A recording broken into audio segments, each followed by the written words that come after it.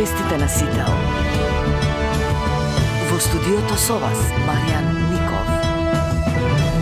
Добро утро, вести во ОС. ДУИ ретерира од првичните изјави дека нема да дозволи да се одржат локалните избори, доколку Уставниот суд одлучи за албанскиот јазик. Блерин Беџети, координаторот на пратеничката група, вели пак дека нема намера да ги бойкотираат изборите, но политичката криза што ќе се создаде ќе го спречи нивното одржување. Изјавата доаѓа ден по информацијата дека Уставниот суд добил јасна поддршка од САД да одлучува ослободен од притисоци во пресрет на подготвителната седница за Законот за јазици закажана за 20 март. ДУИ нема намера да ги бойкотира локалните избори, но одлуката на Уставен за Законот за јазиците може да предизвика политичка криза во која нема да може да се одржат избори. Уште еден представник од највисокото раководство на ДУИ се закани. Секако ќе дојде до политичка криза ако се чепне во Законот за јазиците. Ние не сме најавиле никаков бойкот. Ние секогаш сме биле и сме спремни за избори. Изјавата на Беџети е ретерирање од позициите на Ахмети, кој во Липково рече дека нема да дозволат да се постават гласачки кутии на денот на изборите. Променетата реторика на ДУИ доаѓа на ден по информацијата дека Уставниот суд добил јасна поддршка од САД да одлучува ослободен од притисоци во пресрет на подготвителната седница за Законот за јазици закажана за 20 март. Беџети останува на ставот на ДУИ дека се потребни предвремени парламентарни избори заедно со локалните по кои би се формирала влада која според него ќе имала легитимитет и кај албанците. Во македонскиот политички блок ваквите закани на ДУИ не предизвикаа вознемиреност. И Мицкоски и Филипче му порача на Ахмети дека веќе не е фактор на политичката сцена и дека за враќање на власт ќе биде неопходно внатрепартиско пречистување и реформи. Александар Спасовски, Сител телевизија.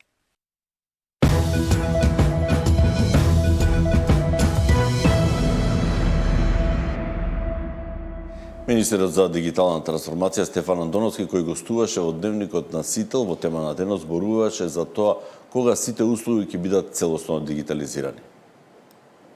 Можеме да поставиме рок, но многу пати сме поставувале рок и сме го пробивале.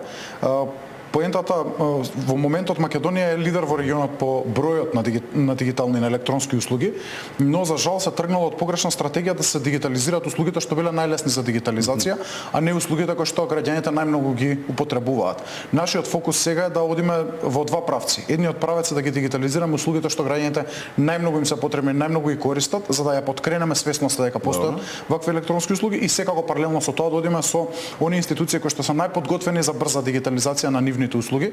Еве нешто ново можам да најавам во овој дневник. Одличната соработка со Агенцијата за катастар доведува до тоа да имотниот лист и 5 други услуги, најкористени услуги од катастарот, од оваа недела се достапни на порталот услуги.gov.mk и во сите наши центри за услуги, што значи во Скопје, во општина Аеродром, во Јагуновце, во Куманово, во Охрид и во Битола, граѓаните ќе можат да извадат и во Тетово ќе можат да извадат електронска услуга од катастарот. Што значи практично шалтерите на катастар ги прошируваме низ целата држава и во нашите центри за услуги.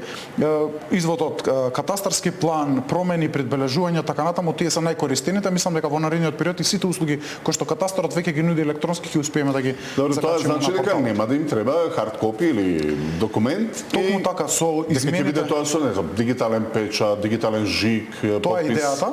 Со измените на Законот за електронски документи од 1 јануари секој документ кој што ќе го испечатите од порталот, што значи дека електронски документ ќе може да го користите исто како традиционалниот документ со синиот печат.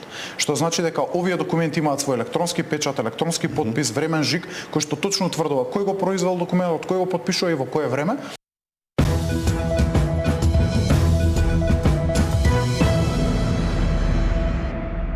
Полицајските специјалци демонстрира спасување заложници и исправување со вонредна ситуација на аеродром.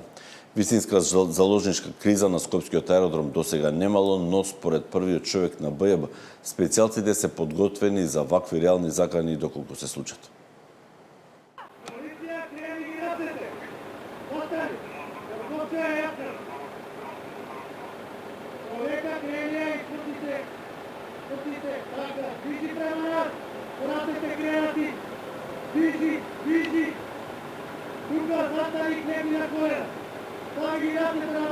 Киднапирање патници, држање заложници, пожар, транспорт на повредено лице со хеликоптер.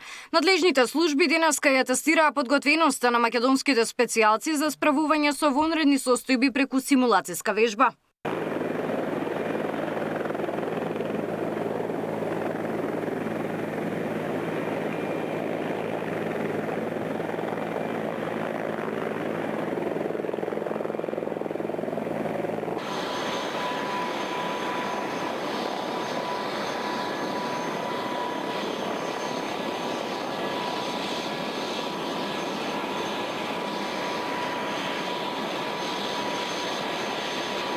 Едно вакво сценарио покажува колку ние како систем сме подготвени да ги почитуваме процедурите и да одговориме на вакви реални закани. Високото ниво на обука, брзината на реакција и соработка меѓу службите се клучни за заштита на аеродромската оперативна безбедност.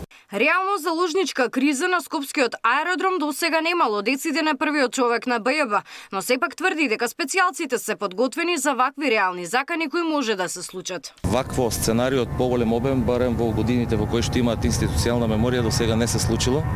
И тоа за нас дава еден силен импут да продолжиме и понатамо и во иднина да ги детектираме и евентуалните слабости. Сигурно ќе има слабости, нема да биде све на највисоко врвно ниво, меѓутоа поентата е да ги извадиме сите препораки во иднина и да ги анулираме и потенцијалните слабости. Согледувањето од денешната вежба ќе бидат искористени за подобрување на безбедноста на патниците и персоналот на Скопскиот аеродром и зајакнување на соработката меѓу надлежните институции. Гавриела Лескова, Сител телевизија. Полицијата ќе продолжи со засилени контроли на улиците и патиштата и покрај тоа што не се намалува бројот на прекршоци. Ниската сообраќајна култура се уште одзема човечки животи надвор од градските средини. Сообраќајна жртва е 26-годишник од Охрид кој загина во саботата во сообраќајна несреќа кај населбата Рача, а до синоќа едно лице загина на 46-годишна возраст, а други две се повредени во тешка сообраќајна несреќа што се случи на патот Битола-Ресен кај местноста Викана Макази. Во меѓувреме, полицијата секојдневно пишува стотици казни за сообраќајни прекршоци по градските улици.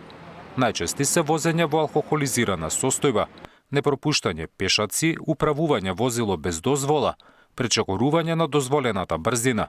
Се казнуваат и пешаци. Во Бирото за јавна безбедност сметаат дека засиленото присуство на полицијата влијае врз бројот на несреќи, иако како што велат, ниската сообраќајна култура се уште одзема човечки животи надвор од градските средини. Каде што се зајакнати полициските патроли, бројот на сообраќајни незгоди е намален, бројот на прекршоци е намален, бројот на детектирани и потенцијални прекршители е зголемен. Значи полицијата, односно мерките кои што ги применуваме си дават соодветни ефекти. Меѓутоа, културата сообраќајна мора сите да ја промениме. Ние може да бидеме и на секоја точка, ако некој кој ќе помине сообраќајната патрола повторно вози како да ништо нема, навистина е тажно за сите нас. За намалување на бројот на несреќи и сообраќајни прекршоци, полицијата во соработка со локалните власти и јавното претпријатие за државни патишта, вели Јанев, работат на подобрување на хоризонталната и вертикална сигнализација. Во завршна фаза е поставувањето и на камерите од системот Безбеден град, кој се очекува од почетокот на идната година да испраќа казни на домашна адреса. Сетот на законски измени веќе се пуштени во владина процедура, дел се уште се размислуваат и дел се уште се, како да кажам, од функционален аспект се проверуваат дали сето тоа може да биде, а од технички аспект најголемиот дел е завршен. Како дел од автоматизираниот систем за детекција на сообраќајни прекршоци, во тек е собирање податоци за сопствениците на возила. При регистрација задолжително се бара мобилен телефонски број и електронска пошта, на кои подоцна возачите ќе добиваат известувања за прекршоци регистрирани од камерите. Зоран Јаневски, Сител телевизија.